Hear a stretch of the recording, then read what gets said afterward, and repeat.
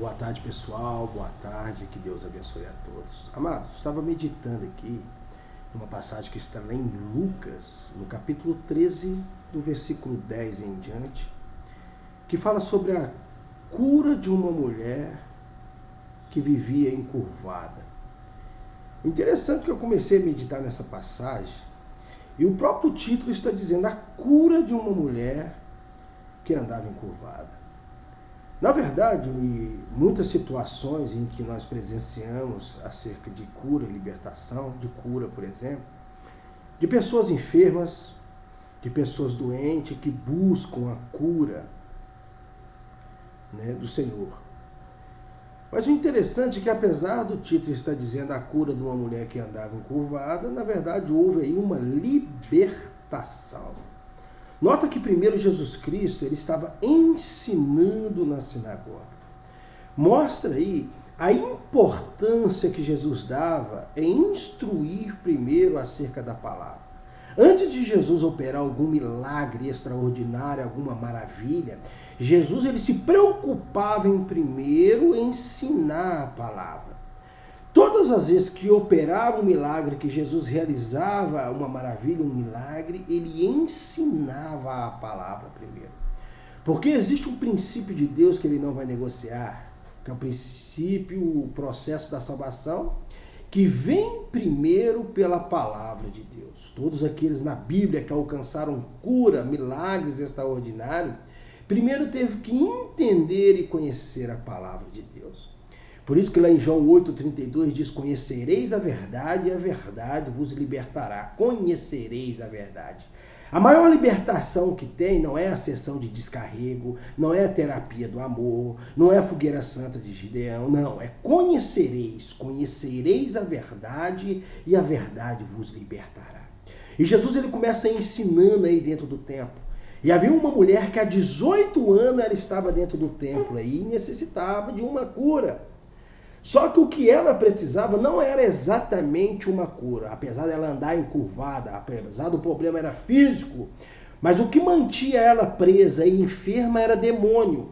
E por isso que Jesus chama ela, depois dele ensinar a palavra, ela obedecendo a palavra que Jesus lançou, ela vem até Jesus, Jesus impõe a mão e Jesus diz para ela, mulher, está livre da sua enfermidade. Ele não fala você está curado, ele fala você está livre da sua enfermidade, porque o que trazia enfermidade nela era demônios. Muitas das vezes nós oramos, intercedemos por pessoas para que elas sejam curadas, mas na verdade o que nós precisamos fazer é orar para a libertação da pessoa.